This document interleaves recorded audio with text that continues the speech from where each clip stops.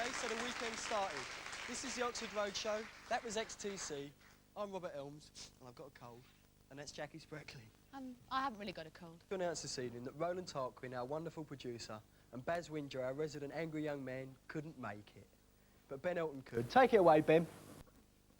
Thank you very much, Sir Robert, doing his belated entry for the International Year of the Disabled. Nice one, Bob. Love it to death. OK, right. As everybody knows, the Oxford Roadshow is the social conscience for the whole of the BBC, so I've been asked to talk about unemployment. Yes, fair enough. Which seems fair to me, because after doing this show, I doubt I shall ever work again, right? The Oxford Roadshow, dear me, I'm not saying anything against it, but if the world had piles, this is where they'd be, OK? It is the pot noodle of the airwaves. You can believe me. Everyone wants you to think it's live. Everyone thinks it's a live program. It's not live, right? I mean, it is not live, you know? I mean, they just do all these cock-ups so you'll think it's live, you know?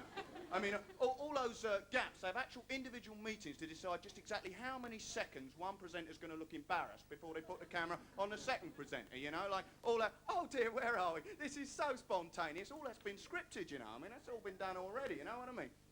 But, like, you know, and the individual kids, they're picking them out so they can smash them over the back of the head with the cameras. They run it through the audience to have another look at the band, you know. It's going to happen to you. You watch it. And, of course, you know, these aren't real kids. Oh, obviously.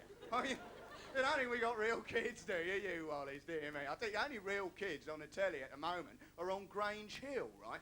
I mean, our lot are actors, you know, those specially trained actors, the ones that can look bored whenever anything interesting happens, you know. You've seen it, love it all, not the audience, and then maybe not you, fair enough. Anyway, perhaps I ought to talk about unemployment, because that's what I'm here for, and I'm quite pleased to note that the telly's taken such an interest, you know. Like last summer, I don't know if you noticed, but all three channels did huge documentaries, day in the life of one young unemployed couple. I think that's marvellous. Well, I did think it was a little unrealistic to choose their wedding day, you know what I mean? Oh dear me, having a go at Charles and Di. That'll bring the letter flooding in. Yeah, well, it would do if anyone watched the programme, but I think we're all right, aren't we? Yeah, nobody does. Now, I'll tell you, unemployment, it changes your attitude to everything, like verbal, speech. Like, I can remember, when you're in work, like, going to bed with someone is something good, right? But when you're unemployed, it's called cohabiting, and it's something bad, right? You know, like the old officer comes around, two people live in this flat, do they? No, just the one, I'm a transvestite, know what I mean? You know, it's all there. I mean, I can remember, like, there was a time when parents told their daughters, don't you go to bed with anyone, you'll get pregnant. These days, it's don't go to bed with anyone, they'll stop your supplementary benefit. Love it. It's a happy old world, isn't it? Yeah, and also the DHSS, that's a marvellous place to be. It's a room full of queues. Some people been there so long, they've got B1s in Middle English, you know, it's a marvellous place.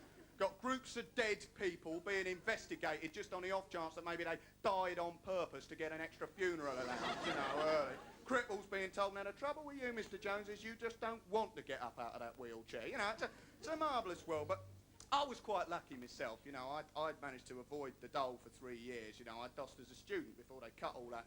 I was a student, I had a fantastic time, I really did, it's marvellous, down the old union bar, the student union bar, eh, with the specially slowed down Space Invaders for medical students, you know, it's a goodie.